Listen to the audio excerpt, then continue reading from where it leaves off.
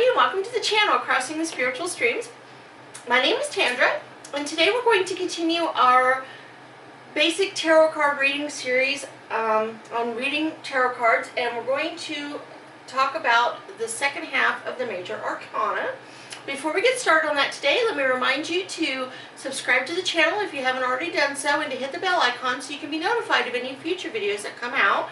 Also, check out our other videos on the channel. We have lots of different tarot readings or other topics out there on different spiritual topics that you might be interested in. Also, it's really cool if you can share this video with your friends and family and give the video a thumbs up. And leave comments in the comment section. Those are very useful to me. They're also very useful to YouTube. It helps them know whether or not to share the video with other people, and I greatly appreciate that. If you'd like to donate to the channel, there is a link in the description to PayPal that you can do that there. Alright, let's get started. The Major Arcana Part 2 is basically the second half. Remember, we talked about in the earlier ones that there are 22 cards in the Major Arcana, and today we're going to discuss the second half of those. It starts off with Justice and goes on through the Hanged Man, Death, Temperance, the Devil, the Tower, the Star, the Moon, the Sun, Judgment, and the Moon, or the World. The World card. Okay, so basically, this half of the Major Arcana, remember it deals with our journey through life and people and situations that we might be throughout there, or at least that's the way a lot of people think of it. And now we've kind of gone on to where we're going to deal with more, we're coming to terms with our life, the way things have gone on. We're farther along in life now. We might start dealing a little bit more with our spiritual matters. Contemplating death, contemplating what things might be like we might be coming into contact a little bit more with our spiritual life and spiritual realms, and be thinking about those things more now that we've gone a little farther on in life. So let's talk about the Justice card. The Justice card, a lot like what it says, it deals a lot with justice and karma, and accountability and the law, and truth and honesty and integrity and all those kinds of things. So if you think about it, justice, when we think about justice, we think about people getting justice for if they did something wrong, they get punished for it, or people get justice. A lot of times they think of court situations or those kinds of things, but a lot of it just has to do with being accountable for what you've done. The law of karma, cause and effect. There might be retribution. Intuition should balance your logic. So it's very much a balanced type of card. If you think about justice as represented by the balanced scales, because the idea is that justice will balance things out, or things will get balanced.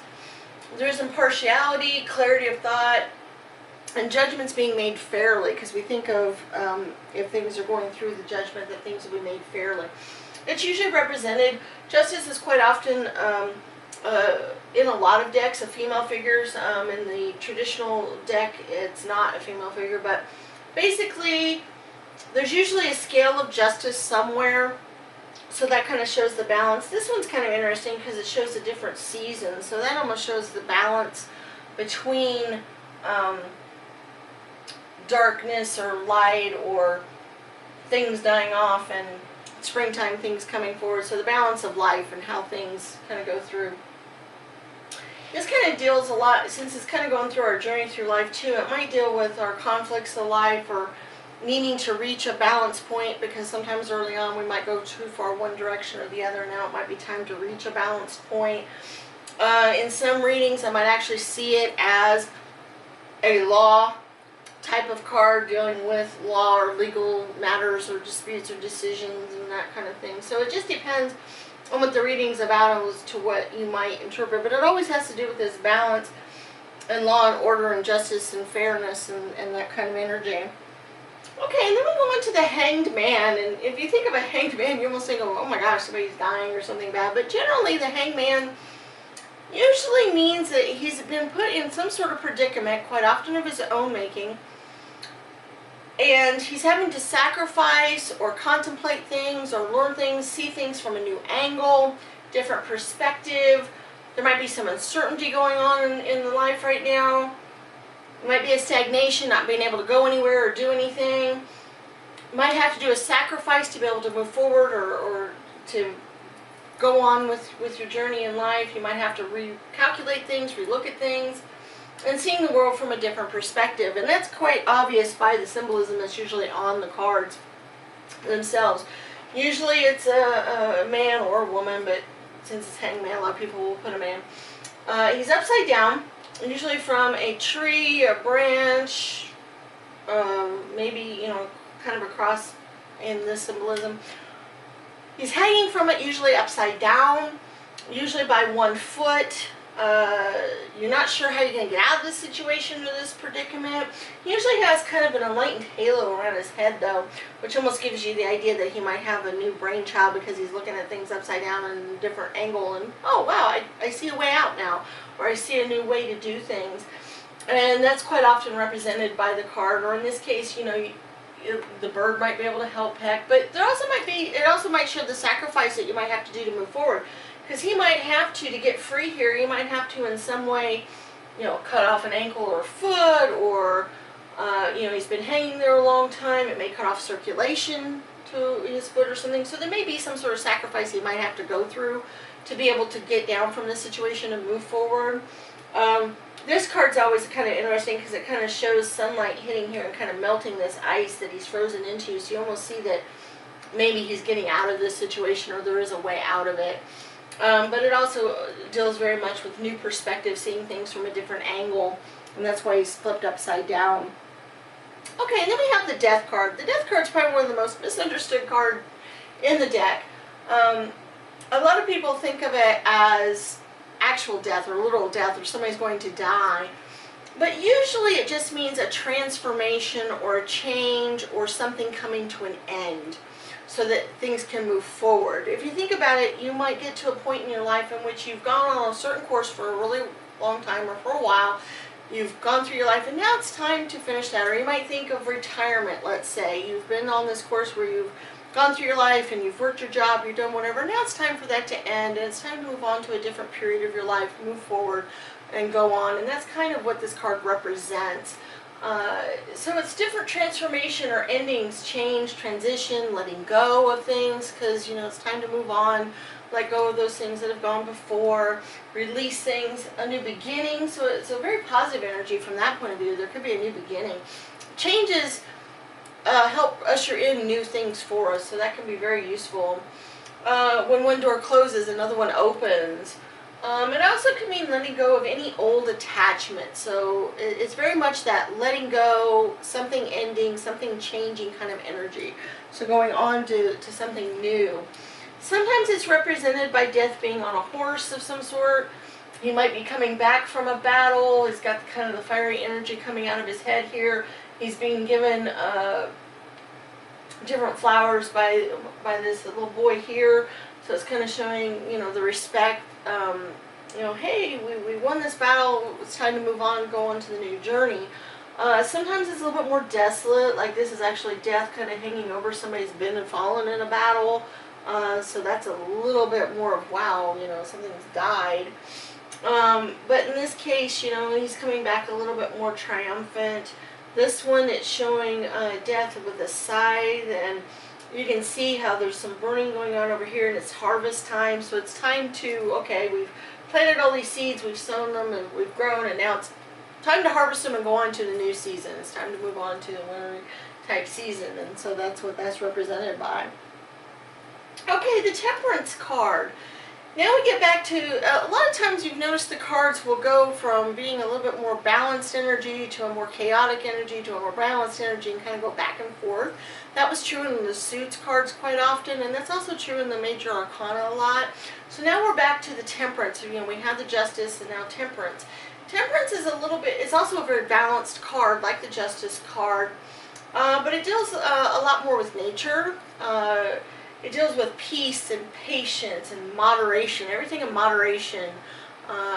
So when I see this card, I almost think you might be going too far one direction or the other. You might be overindulging in something or not going far enough, and you're not having enough balance going on. It could very much mean harmony and serenity. There might be extremes going on in your life, like we were mentioning earlier. It could be a union of dualities because it is a dual type of card and a balanced type of card, so it could be a union of those two things. And then extremes are definitely to be avoided when this card comes up. It usually shows, this one's kind of nice, it shows a fairy, but this one's kind of an angel. Sometimes it's angel, sometimes it's just a woman. It reminds me of the symbol of Aquarius in astrology because it's kind of the water bearer kind of thing going on, because they're almost always on a creek or in a river or near water somehow. Quite often there's 1 foot on land, 1 foot in the water, so that's kind of showing that balance again. Sometimes not, it just depends. But they're almost always pouring water from one vessel to another to get that exact balance between the two. So that's why whenever this card shows up, it's very much that balanced, harmonious energy. But you notice how, rather than the justice, which is kind of the earthly balance, you know, getting justice for your deeds and going to court and law and all those kinds of things, this is more of an earth, spiritual, kind of more balanced thing there, because it's kind of out in nature. Rather than earthly, you know, goods and matters, but it kind of, you know, has that whole energy to it. Okay, the Devil card. The Devil, to me, it's usually showing the devil maybe having humans in chains of some sort or whatever, or if we think of the devil made me do it, kind of different sayings that people have, you almost think of addictions and extremes and things that we're involved in that, you know, maybe might not be good for us. But it can also mean oppression, because that's the whole idea of the devil kind of holding us down. We also might be dependent or have excess. We might be taken into temptation. That's the whole devil, you know, might push you towards doing things that you didn't really want to do. You might have that temptation. It could also mean that captivity energy where the devil's holding us back. We might also feel lack of fulfillment, because if you think about the journey through our lives, when we get up to this point, we may not feel like we're totally fulfilled with everything we've done so far, that maybe we didn't like the journey that our life has went on. We may have went too far into addictions or gone other ways in our journey, and we're just not real happy with things. It also might mean that we're a slave to materialism or other worldly matters, because remember, we're on our way towards spiritualism at this point, and the devil kind of denotes, you know, that we're still hanging on to worldly stuff. We're not ready to move on to that journey to ultimate enlightenment. Or that we may not have control over our urges and desires and those kinds of things. Different cards show different things. This one's a very, you know, sexually oriented desire with the rose and the, you know, all being entwined. The devil, you know, being passionate with this person here. This one's showing the devil on his throne. He's got humans in chains. That kind of shows the lack of ability to be able to do anything. This one shows, it's called the shadow side. It's not even called the devil card in the set, but it's mostly fear of judgment almost, or the devil coming and forcing you to do something, or that kind of thing, or the temptation that the devil might offer. So that's kind of what these cards all represent, different temptations, different passions, maybe moving towards things that, you know, aren't good for us, or being chained up.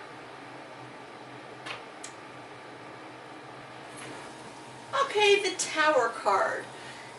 Now, the Tower card is almost more of a, it's similar to the Death card in that there's big change coming, but it's usually a very fast change. And it also might mean a disastrous change, or destruction, or something being destroyed. Lots of upheaval going on, lots of big, huge changes, traumas, chaos, clearing out of old ways, and groundbreaking change. So the Tower card is very much things come tumbling down, things, big changes, but it often can mean very good changes, because I think a lot of people, when they think of change, they get all scared and tightened up, but a lot of times the Tower card can just really mean a lot of really big good changes coming your way. Just might be very sudden, very unexpected, may turn your life upside down kind of changes, but it could also be a very, very good thing.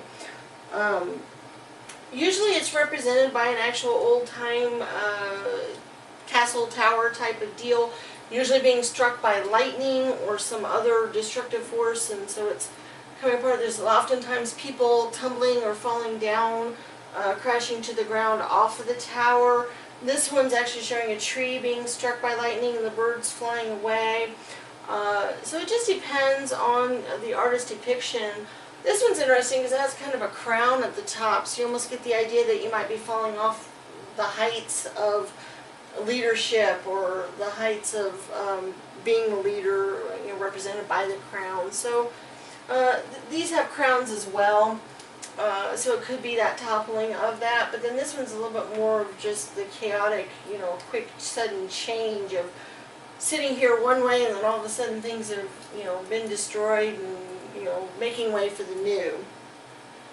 Okay, now we're getting into the more spiritual time of the journey, heading more towards spiritual matters, and you get the idea that the Tower card is, your earthly life has now kind of come tumbling down, and now you really got to reach for, God or Spirit or whatever to maybe help you with that, or that things have, changed so much that you might reach out.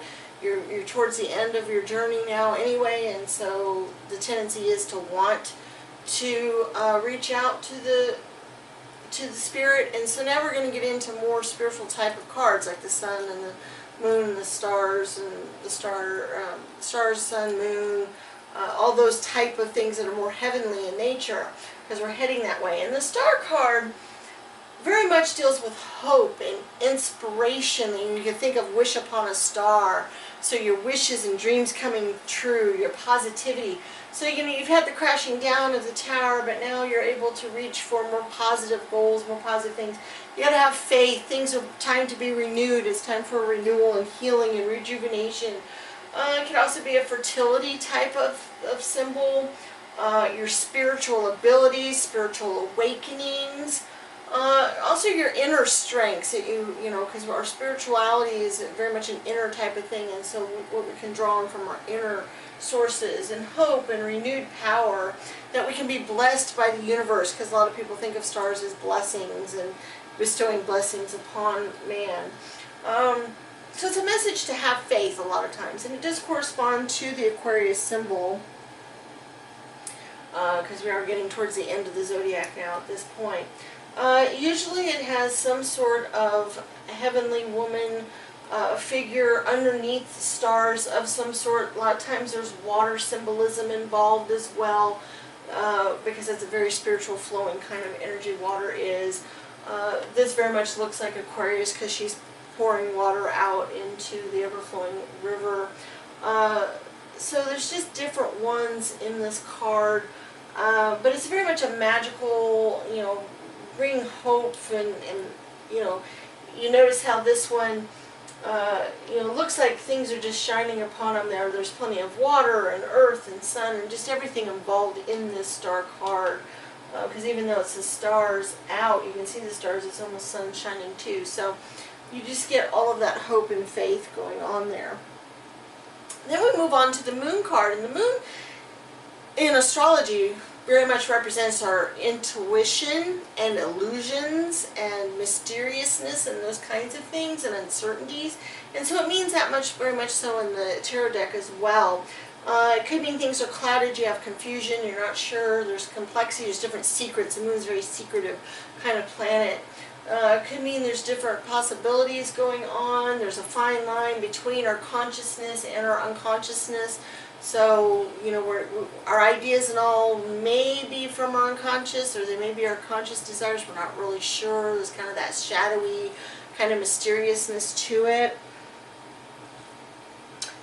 It's quite interesting, though, with different moon cards. There's lots of different symbolisms as are represented by these here. We've got the moon here, and you notice how there's these dogs and foxes and things baying kind of at the moon. And then there's kind of the crab here as well. And I think this kind of shows the uncertainty of the situation, because these are the mysterious figures. This one's kind of interesting because she's sitting in the moon. She's, this beautiful, mysterious figure in the moon, and she's reflecting off this water pool. It's kind of interesting how, this one almost shows a lot of hope to me, or a lot of things coming forward. This one shows the mysteriousness of it, but it also can show the intuition. You notice how she's carrying a lantern and a light, and it can show her intuition. It also has wolves symbolized here, so that kind of shows the wisdom that the moon energy might invoke. It's also kind of it's a very spiritual card. It's a very much spiritual intuition, all-knowing kind of energy, just kind of feeling things and knowing them. This one's kind of a very mysterious moon card. You know, she has the moon behind her, and you're just not even sure what she's standing there doing, or what's going on. So it's kind of interesting, the different symbolisms that might be in the different ones. Then we get on to the Sun card. Now the Sun is probably one of the most joyful cards in the whole tarot deck. When the sun comes out, things are happy and joyful, and you think of abundance and everything you'd want in the world, and the sun is shining down on you. It's your fulfillment. You have full confidence. Your alignment with yourself, and you're very pure. Might also represent childhood innocence, which is kind of interesting here because we're getting towards the end. You think it wouldn't be so much, but it's kind of getting back to your childhood innocence and being renewed in vigor and strength. It gives you strength and nobility. So the sun, you know, represents life and vitality and all of those types of things. It usually shows a very young person on, like, maybe a horse or a unicorn or some other type of strong animal leadership kind of thing, and they're out and there's sunflowers, there's sun shining down, very youthful figures, you know, everything's just joyous and wonderful. This one's a little different because it kind of gets back to earth just a little bit more, and it's showing a deer head. But once again, it's showing kind of the abundance and the almost the enlightenment that you might get from the sun as well, because you are getting towards spiritual enlightenment at this point, and you are just about there when you get to the sun card. And you notice how he's kind of in the meditation position, so he's kind of gaining the knowledge and the power of the sun. He's kind of soaking in the sun's rays and getting that power. Then we get to the Judgment card. When we get towards the end of our lives, or maybe after we've passed away, a lot of people think that maybe God or Spirit or wherever is out there might pass judgment upon our lives, or we might pass judgment upon our lives, like the idea of your life flashing before you when you die. So it's a self-evaluation time. It's a time for you to reflect back on your life and get an idea of what you've thought of your life and what can go on, and also a new awakening, because now you're awakening into spiritual realm, and that it's time to maybe be moving on towards the spiritual realm and getting an idea of what's important and what isn't important, those kinds of things. That everything does come to an end, and that's just kind of the cycle of things. You're coming close to an important point in your life where you need to evaluate yourself. So if this shows up in a reading, it might be that it's time to look at things that have gone on, look at your life as it's gone so far. That doesn't mean you're at the end of your life or anything like that. It just means that it's time to reflect on things that have happened. It might be time to judge things on their merits and look at what's really important in life, that kind of thing. Okay. Oh, backwards there. Okay. It's shown differently, it's depicted differently in different ones. In this particular deck, it's called the Karma card. You notice how they're karma in some societies and some thoughts is that you're going to reap karma. Whatever you've done in this life, good or bad, is going to come back to you based on what your karma is, or that you would live this life based on past karmas, that kind of thing. But these are very much showing almost like the Judgment Day in typical Christian ideas, where, you know, the trumpet's going to sound and people are going to rise up and their lives are going to be judged, and you get to figure out whether they get to go to heaven or hell, kind of deal. But then this one's a little bit more of the light is shining upon you, and you know you're ready to go up into, you know, spiritual time. So it's time to take stock of your life up to this point and what's going on. So remember, when these show up in a reading, it's oftentimes just an idea of reflecting a lot of your life and reflecting as to what's going on, and whether, you know, and I also sometimes will see it being called the Judgment card. I often see it as we might be judging ourselves harshly, or we think other people are judging us in some way. So it depends on what the reading's about as to where that goes on. I keep going backwards for some reason. Okay, and then we get to the world. The world's the very end of the major arcana. It means a completion. You've now achieved your final enlightenment. You've gone through the whole journey of life. You've achieved everything. So if the world card comes up, it's almost always a very positive, you've got it, you've reached it, you're there. You get your sense of fulfillment, your sense of belonging, your wholeness with the world, your ultimate success, harmony between all energies, you know, earthly and heavenly and everywhere. It's just a harmony between everything. You've reached the world, you've reached the whole level, you've gotten to the whole thing. And if that shows up at the Sun card, that's almost, wow, you know, whatever the reading's about, you're there, yay, you've gotten it. So it's almost always really, really positive, but it also could just mean it's done now. Whatever you've gone on is finished, because it is kind of the end. Backwards. Okay. And so the world card's depicted in lots of different ways in different decks. It just depends. Usually there's some sort of circle or circle of life type of motif to it. You notice how these have kind of the wreaths kind of encircling them, and you have, you know, man and birds and lions and, you know, all of these other things depicted here, so you can kind of see the harmony of everything in the world. This one is showing man and birds and lions and deer and things so far as well, but it also shows kind of the face of nature right here in the middle of all of it, so, you know, kind of encompasses everything. This one kind of almost has that same motif as well. You know, we have fall, winter, spring, and summer kind of all just kind of moved around together. So once again, it's you've reached your final total enlightenment, total unity, total harmony, fulfillment, all those types of things. Okay, next time we get together, we will show some different layouts and how they work, and give some different examples of interpretations and how different cards might be read different ways, or different readers might read them different ways, or depending on what type of reading is, how it might be read. So we will discuss that next time. Remember to hit the like button, subscribe to the channel, and we'll see you in future videos. Bye-bye.